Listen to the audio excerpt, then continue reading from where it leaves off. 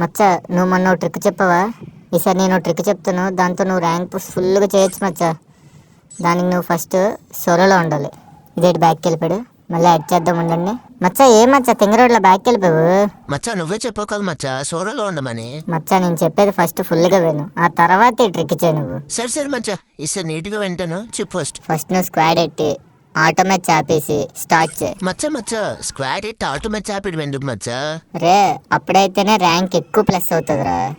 Okay ఇప్పుడు చెప్పు మచ్చా. Automate చాపేసి start చేసిన తర్వాత నీట్గా వెళ్ళి పీక్లో దిగు. పీక్లో అక్కడ గడ్డి ఉంటుంది చూసావా, ఆ గడ్డి మధ్యలో ఒక బాక్స్ ఉంటుందా, ఆ బాక్స్ దగ్గర కరెక్ట్గా దిగి నెట్ ఆపేసి ఆ బాక్స్ మీద నించో.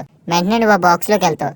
అక్కడ నుంచి నువ్వు ఇంకా ఫుల్గా ర్యాంక్ పుష్ చేయొచ్చు. మచ్చా అక్కడ నుంచి ఎనిమిషన్ కొట్టచ్చా మచ్చా? ఫుల్గా నీ ఇష్టం, ఎన్ని కిల్లైనా కొట్టుకోవచ్చు. ఫుల్గా ర్యాంక్ పుష్.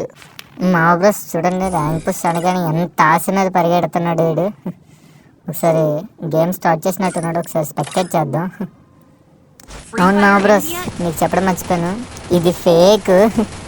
ఈ ట్రిక్ గట్ట ఏం లేదు, మీరు గట్ట ట్రై చేయకండి. మచ్చాగడ మీద ప్రాంక్ చేశాను. ర్యాంక్ పుష్ అంటే ఆశపడతాడని తెలుసు, అందుకే ఇలా చేశాను. మీరు గట్ట ట్రై చేయకండి, ఇది ఫేక్.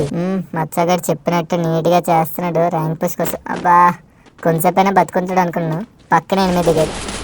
పాపం అయిపోయాడు. ఇప్పుడు లాబీలో ఏమంటాడో చూద్దాం మా బ్రస్. మచ్చగాడిని ఇన్వైట్ చేద్దాం. మచ్చా ఏంటి మచ్చా ట్రిక్ అవ్వలేదు? మచ్చ అది ఫేక్, అలాంటి ట్రిక్ ఏం లేదు. నీ ర్యాంక్ మైనస్ చేద్దామని అలా చేసా.